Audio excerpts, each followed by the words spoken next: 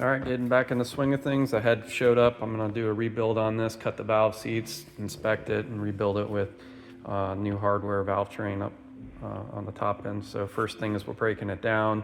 As I'm breaking it down, you're gonna get inspection of all your parts. I look over your camshaft, make sure there's no excessive wear or flat spots on it, no areas on the cam that hasn't been a concern. Check out your journals for you. Spark plug hole can be repaired with the time cert. Once I get everything cleaned up, I'll look over the seats and then we'll do a 3-angle valve job on it. These things are kind of things you want to look at. These divots that are typically in there, that it's not excessive. You'll lose lift with those divots. My belief is that this rocker arm is case hardened, so you don't really want to polish and grind out. Just want to replace if you see it being excessively worn. So we're all broken down. I'll get this cleaned up so we can get a better look at everything once all the combustion areas cleaned out from all the carbon. Take a look at the seats. These are all the parts that will get replaced on the head. So the inner and outer springs with Honda springs. I have Katako valves that I use from Japan. We would replace typically the Tappet screws. These all get worn out on the pads. Nuts if they're chewed up. The exhaust valve stem seal. And then these are typically the parts, if they pass the test, we'll go back in. The camshaft, the rockers, the rocker pins, the caps for the springs, the cotters, and call it the hat that holds the valve stem seal. So let's go ahead and get this thing in the dry blast cabinet, get all this cleaned out. Actually, I'm going to focus real quick in here with a wire wheel. I like to get all that dirt that usually gets inside of this ram air area in the head. So I'll get that all pre-cleaned and then we'll work on the cleaning in the dry blast cabinet and then a final vapor home. Let's get some air pressure.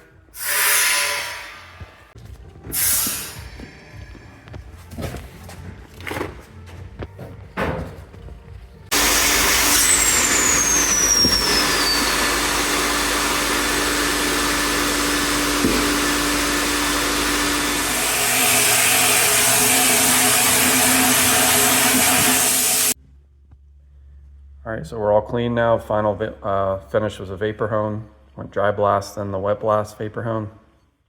So now we can see the seats, do our inspection. All the grime and soot is all removed. So the things we'll look at here are these screw holes for the intake manifold. Just make sure those threads are good. If not, do the repair. Spark plug thread's good. If not, we'll do the repair. And check the guides. That's the first thing you want to do is make sure your guides are still within spec. If not, replace those before you even attempt to cut seats, because if guides are no good, your seats are not going to be concentric to the valves once they start bumping around in a large oversized guide. So let's go shopping real quick for the new parts we need. Let's get the engine parts that we need. 72cc valves. Inner and outer springs.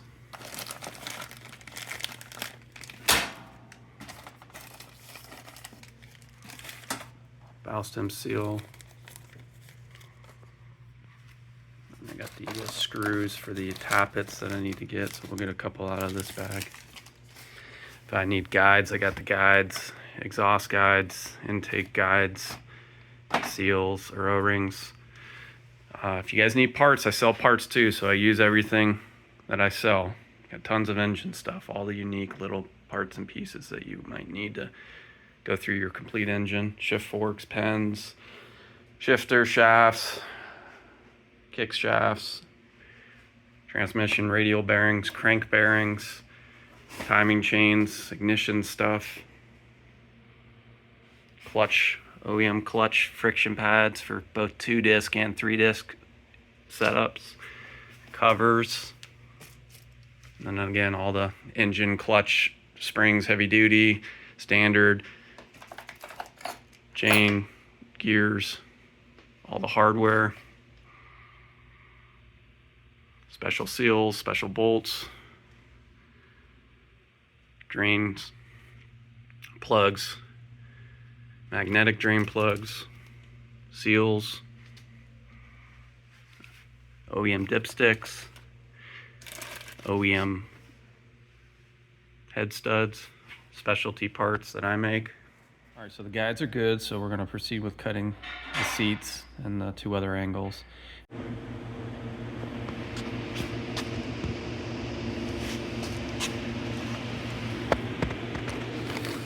Everything's lubricated, set up for a dry start. I've got the assembly grease in there, and all the moving parts.